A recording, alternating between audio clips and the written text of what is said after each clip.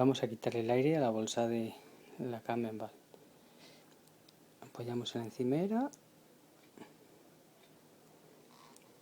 apoyamos y cerramos sin que le entre, sin dejar entrar más aire.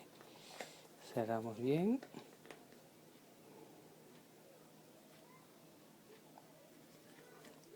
Y ya es la bolsa, ya no hace tanto ruido.